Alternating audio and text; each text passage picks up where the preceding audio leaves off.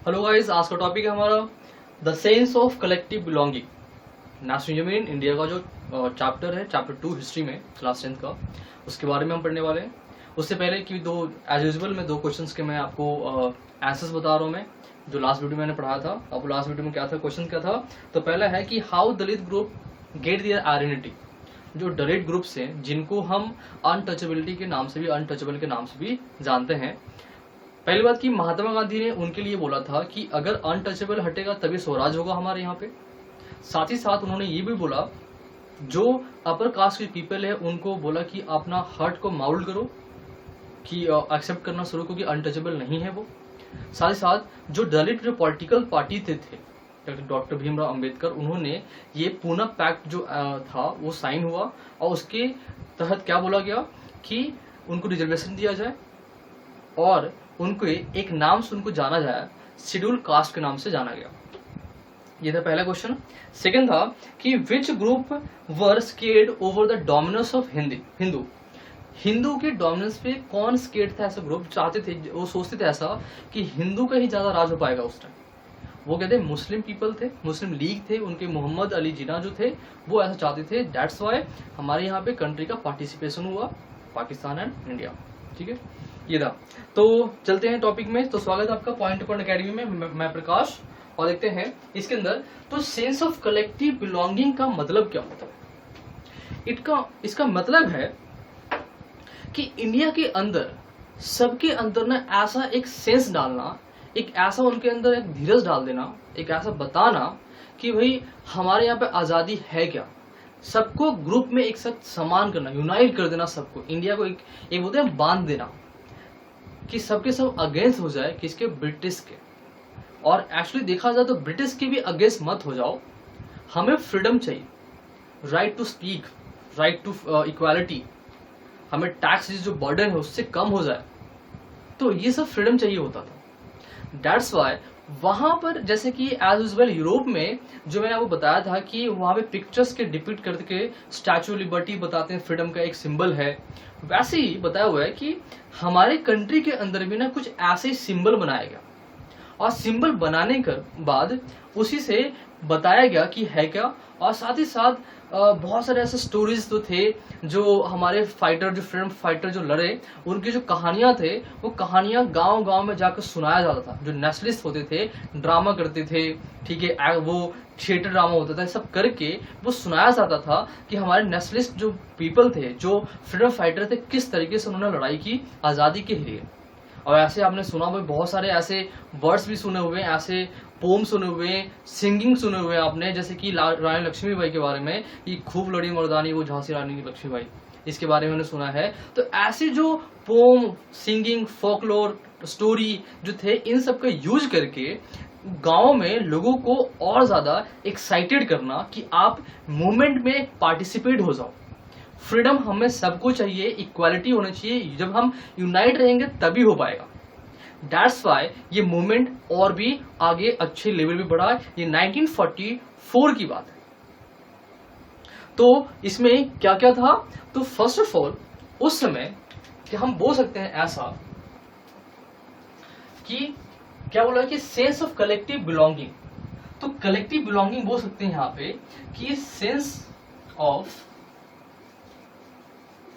collective belonging to unite the people, unite the people। unite का मतलब क्या होता है? एकता में लाना, people को एकता में वहां पे लाना। और ये किस तरीके से नेशनलिज्म स्प्रेड हुआ? तो हम बोल सकते हैं कि नेशनलिज्म स्प्रेड थ्रू फॉकलोर, मतलब कि डांस, ड्रामा हम बोल सकते हैं, सॉन्ग, ठीक है, एक्ट। एक्ट का मतलब क्या होता है? जो ड्रामा वो करते हैं, या हम बोल सकते हैं जो और ड्रामा जो करते हैं वो लोग, उनके बारे में। तो किस तरीके से वहां पर ये होता था। नॉर्मली हम आइडेंटिटी ऑफ इंडिया, इंडिया की जो आइडेंटिटी थी वो भारत माता का सिंबल बना। सिंबल क्या था? भारत माता हम बोल सकते हैं, सॉरी, सिंबल क्या? भारत माता, जो कि भारत माता का एक पिक्चर डिपिक्ट हुआ एक भारत माता का पिक्चर बना, और उनको बनाया किसने? तो क्रिएटेड बाई आपने नाम सुना होगा, क्या नाम सुना है? बंकिम चंद्र चट्टोपाध्याय। बंकिम चंद्र चट्टोपाध्याय,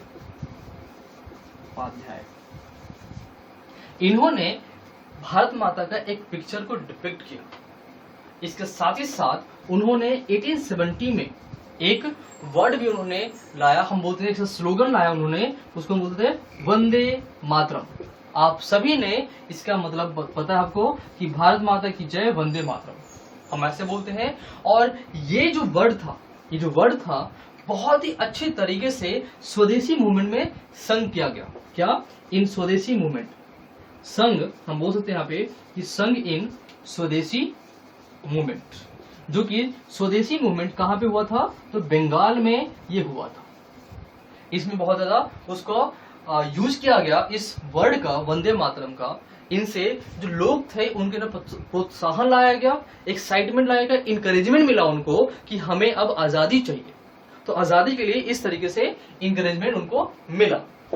उसके बाद भारत माता के बारे में एक और जो शख्स थे उन्होंने भी लिखा, और उन्होंने भारत माता के कुछ ऐसे सिंबल के बारे में बताया जो इंडिया को डिपिक्ट करता है। वो थे अभिनंद्र नाथ टैगोर। क्या? अभिनंद्र नाथ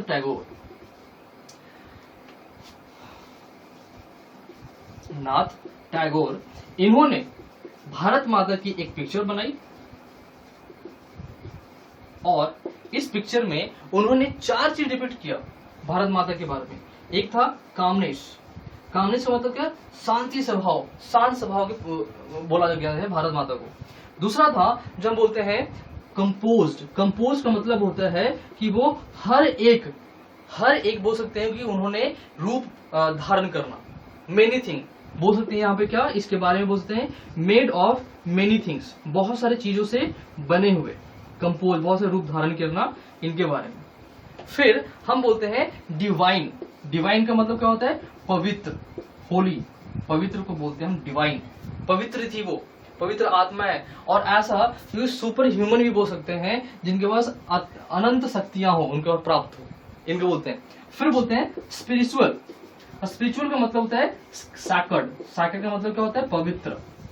सैक्रेड थी, पवित्र थी वो। सोल, एक जैसे बोलते हैं ना पवित्र आत्मा, सैक्रेड सोल हम बोल सकते हैं, पवित्र आत्मा। तो ये भारत माता के बारे में ये 4 चीज डिपिक्ट किया गया वहां पे, और उन्होंने अभिनंद्र नाथ टैगोर ने ये चीज बताई।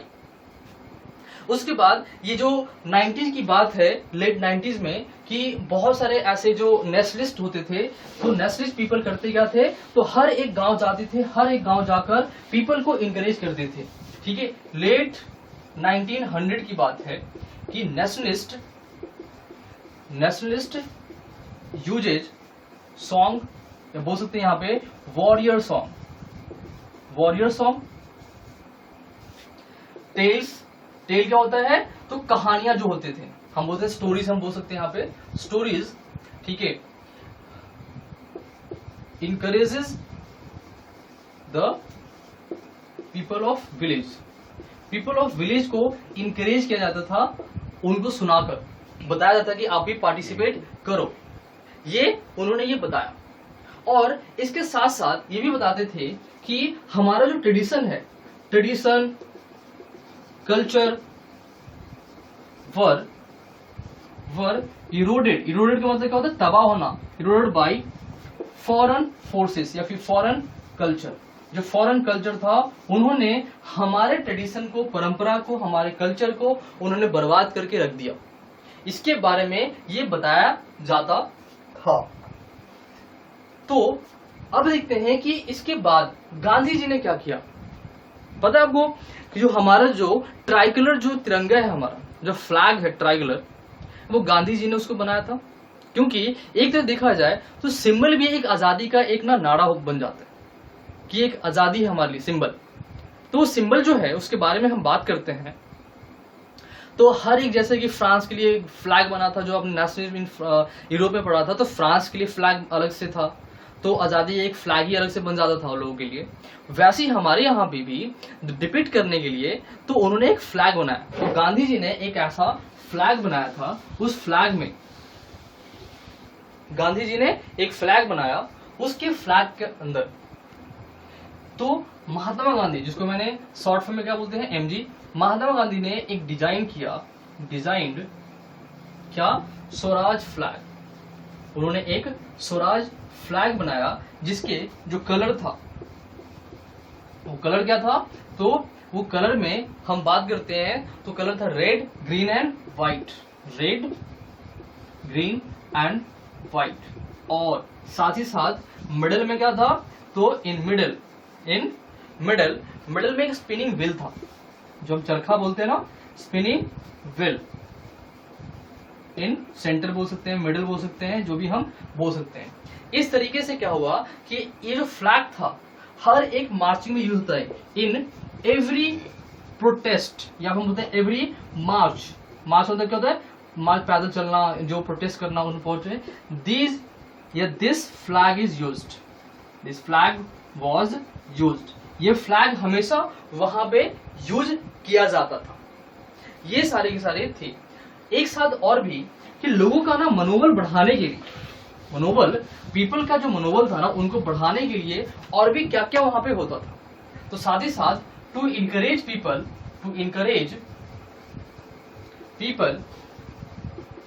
क्या किया जाता है,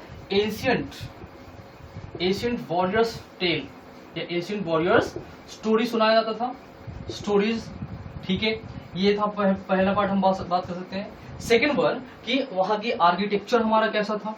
हम आर्किटेक्चर को बोलते थे कि हमारे जो ब्रिटिश के जमाने से कुछ नहीं, ब्रिटिश बोलते थे कि भाई ये इंडियन जो पीपल है वो अपने हिसाब से जो एडमिनिस्ट्रेशन है उसको संभाल नहीं सकते। मतलब एडमिनिस्ट्रेशन मतलब कि गवर्नेंस नहीं कर सकते, अपने आप सरकार नहीं चला सकते। लेकिन ये जो हमारे जो नेशनलिस्ट पीपल थे, उन्होंने कुछ ऐसे वर्ड्स को इस्तेमाल किया जो कि जो पुराने समय की बात करते हैं, राजा महाराजा जब होते थे, तो बताया गया कि देखो हमारे यहाँ पे जो ब्रिटिश थे उनसे भी अच्छी चीजें हुआ करता था। आर्किटेक्चर अच्छा था वहां का, मतलब कि बनावट जो था वो सबसे अच्छा था। जैसे एग्जाम्पल मैं आपको देता हूँ, ताजमहल हो गया, रेड फोर्ट हो गया, ये सारे के बहुत अच्छे थे। उस टाइम के लॉ अच्छे थे। आपने मोहनजोदारो के बारे में नाम सुना होगा, वो देखिए उस टाइम की बात है, सिविलाइज इतना सभ्य थे कि उस टाइम वहां पे नालियां, सड़कें सब कुछ बने हुए थे। ये थे वहां के। हम कल्चर, हमारी कल्चर की बहुत ही अच्छी थी, रीजन हमारे अच्छे थे। इन सभी को एक पॉइंट इस्तेमाल करके पीपल को इनकरेज किया जाता था। लेकिन इसका एक डेमेरिट यह था कि कुछ ऐसे कम्युनिटी भी थे जो दिखते थे कि हिंदू लोग ज्यादा उस पे बोल सकते हैं कि दबा हुआ, मतलब कि ग्लोरीफाई ज्यादा हिंदू को ज्यादा होता है, ज्यादा ग्लोरी मिल रहा है हिंदू को। इसलिए कुछ ऐसे कम्युनिटीज थे जो चाहते थे कि हम तो भी दबे हुए, हम तो माइनॉरिटी में आ गए। ये कुछ ऐसा नेशनलिज्म इंडिया में हुआ था। तो गाइज, ये टॉपिक खत्म हो चुका है, ये चैप्टर भी खत्म हो चुका है आज। नेक्स्ट वीडियो में आपको मैं इसका एक समरी बताऊंगा, मैं पूरा एक तरह से कंक्लूजन होगा, और साथ ही साथ इंपॉर्टेंट क्वेश्चंस के बारे में डिस्कस करूंगा मैं। ठीक है, आज के लिए इतना ही। एक क्वेश्चन मैं इसके बेसिस पे दूंगा, सिर्फ एक क्वेश्चन मैं आज देने वाला हूं मैं आपको इसके बेसिस पे, क्योंकि मैं आपको नेक्स्ट वीडियो में सारे के सारे जितने भी इंपॉर्टेंट क्वेश्चन है point of exam point of view से वो सारे क्वेश्चन मैं दूंगा। ठीक है, तो पहला जो क्वेश्चन है वही same, how nationalist people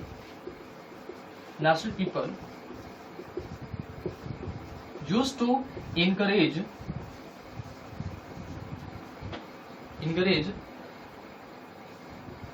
citizens to join movement।